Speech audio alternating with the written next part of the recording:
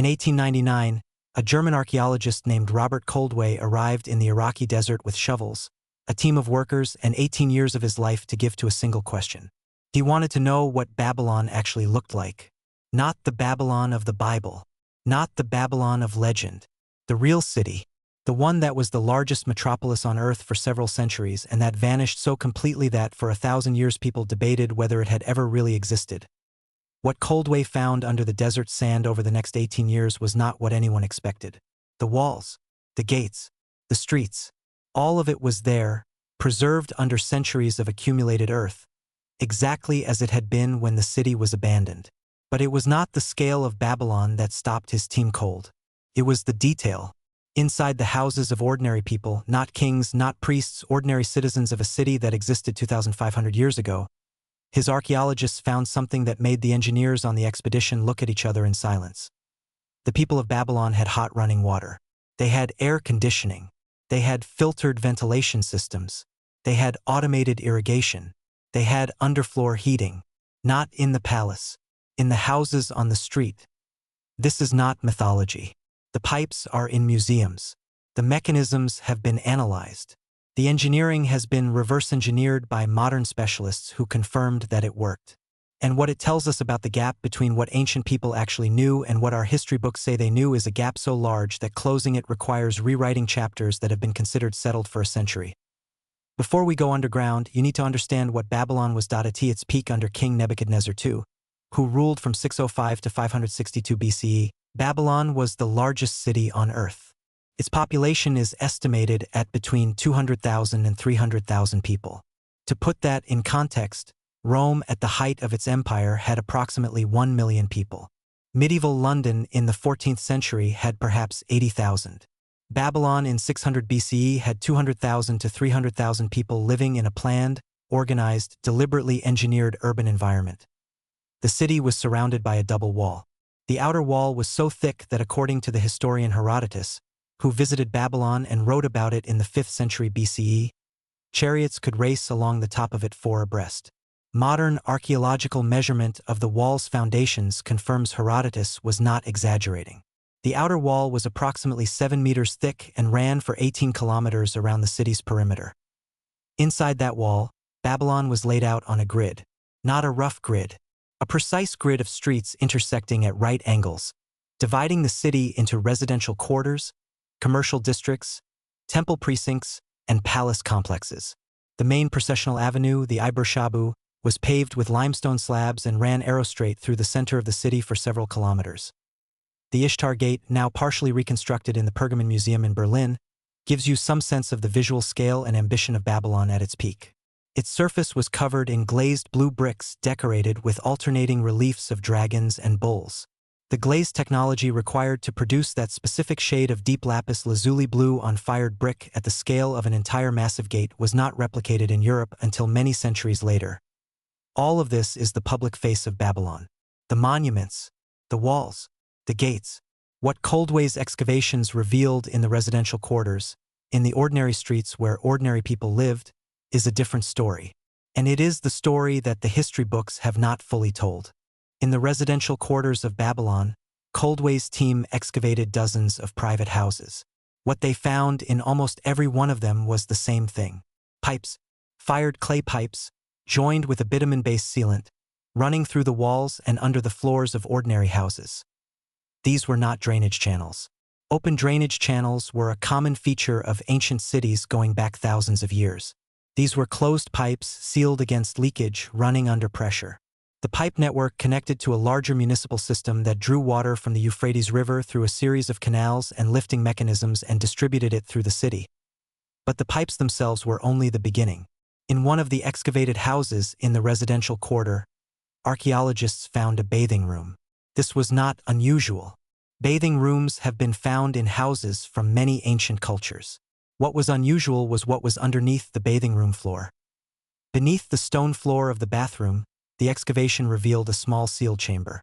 Inside the chamber were the remnants of a combustion system, a space for burning a small amount of fuel, connected by a flue to the space beneath the bath's water vessel. The design was unmistakable to the engineers on Koldewey's team. It was a water heater. a device designed specifically to heat water stored in a vessel above a combustion chamber and deliver that heated water to the bathing surface above it. The Babylonian who lived in that house could draw hot water for bathing by lighting a small fire in a sealed chamber beneath the floor. The system was self-contained, produced minimal smoke in the living space because the combustion chamber was vented to the outside, and heated water to a usable temperature in a reasonably short time based on the thermal calculations that modern engineers have applied to the design. Underfloor heating was found in multiple residential structures. The principle was similar. A small external furnace connected to a network of channels running beneath the floor surface. Hot air and gases from the furnace traveled through the channels and radiated heat upward through the floor into the room above. The living space stayed warm without an open fire inside it and without the smoke, the fire hazard, and the air quality problems that open hearths produced. The Romans are credited with inventing underfloor heating, the hypocaust system, approximately in the 1st century BCE. Babylon was using a functionally equivalent system several centuries earlier. The Roman hypocaust is well documented and widely taught. The Babylonian system, which predates it, is mentioned in specialist archaeological literature and almost nowhere else. The most extraordinary engineering finding from the Babylon excavations is not the water system. It is what archaeologists found when they mapped the ventilation infrastructure of the city. Babylon was located in the Mesopotamian plain, in what is today Iraq, at a latitude and in a climate where summer temperatures regularly exceed 45 degrees Celsius. Building a city of 200,000 people in that environment and keeping them alive and productive required solving a problem that modern cities solve with electric air conditioning. How do you keep the interior of buildings cool when the outside temperature is hot enough to cause fatal heat stroke?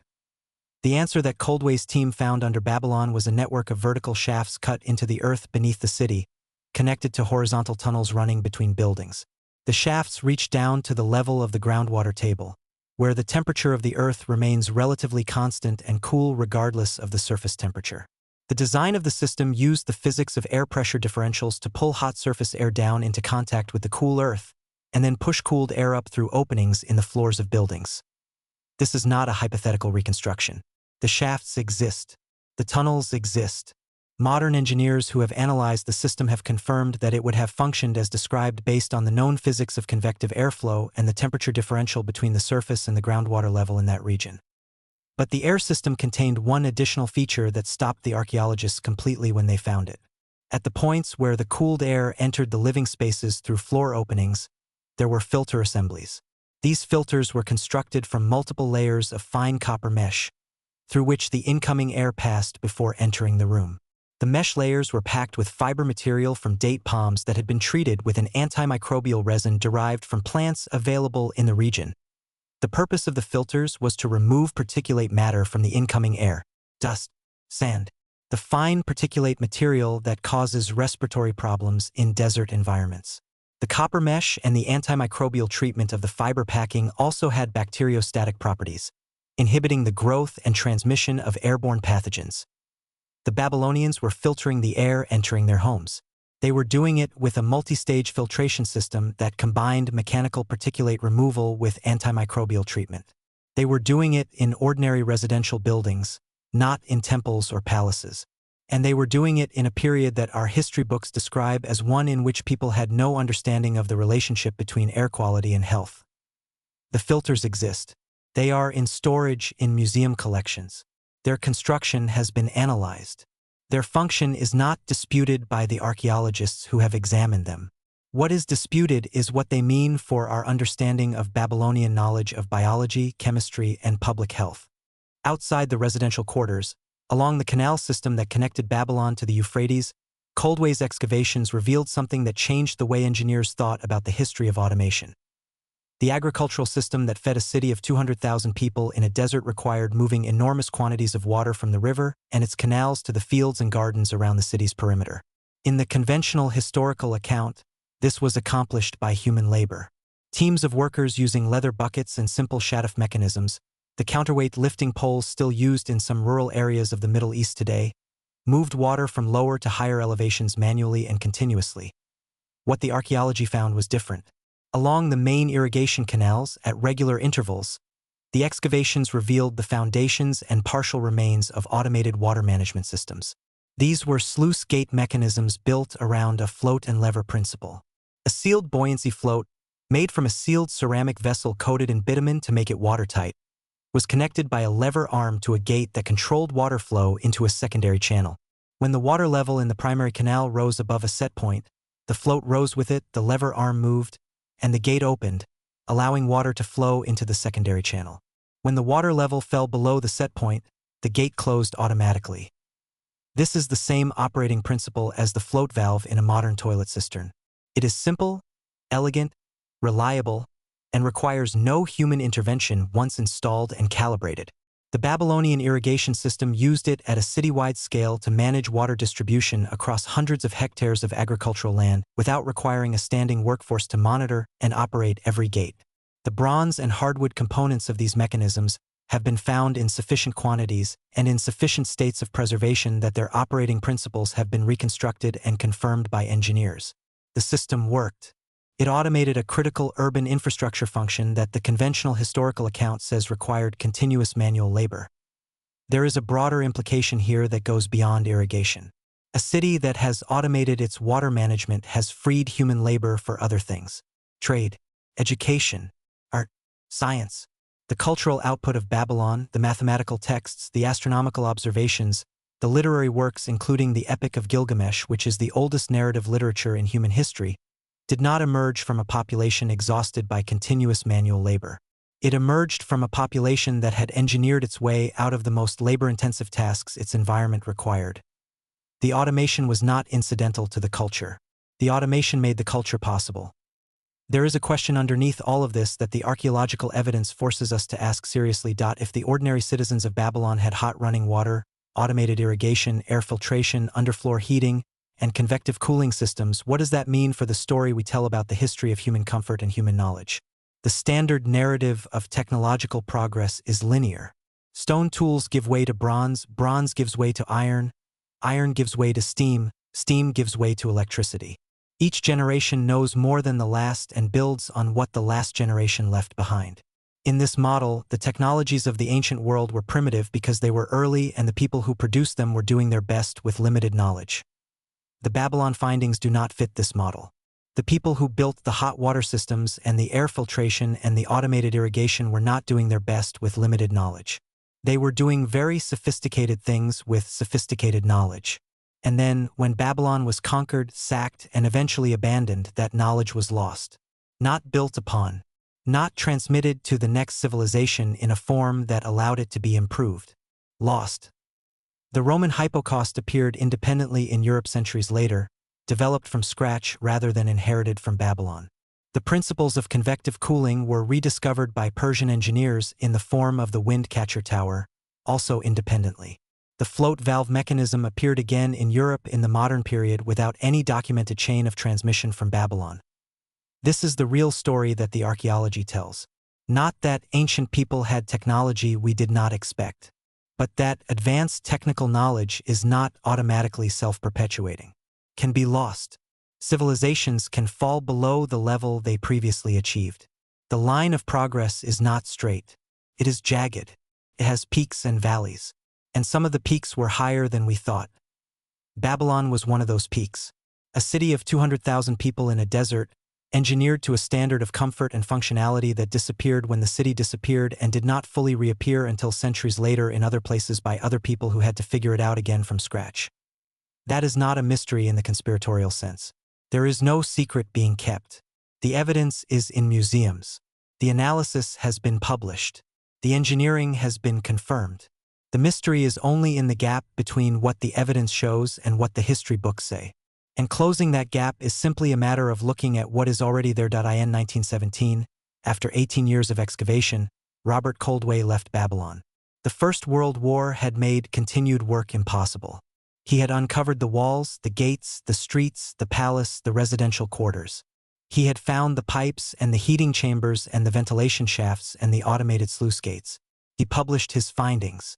The specialist community read them, and the textbooks did not change.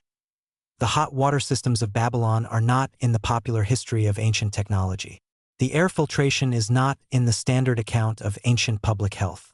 The automated irrigation is not in the conventional story of the history of machines. They are in the specialist literature, in the technical reports. in museum storage rooms in Berlin and Baghdad and Istanbul, waiting for the history books to catch up. The people who lived in those houses on those streets in Babylon 2,500 years ago were not primitive. They were not lucky. They were not visited by aliens. They were engineers. They were chemists. They were physicists who did not use those words but understood the principles. They built a city in a desert and they made it comfortable for 200,000 people using materials and methods that their environment provided. And then the city fell, and the knowledge fell with it. And we spent 2,000 years assuming that nothing like it had ever existed, until someone with a shovel went back and looked. Subscribe, because the next city under the sand has things inside it that we have not found yet.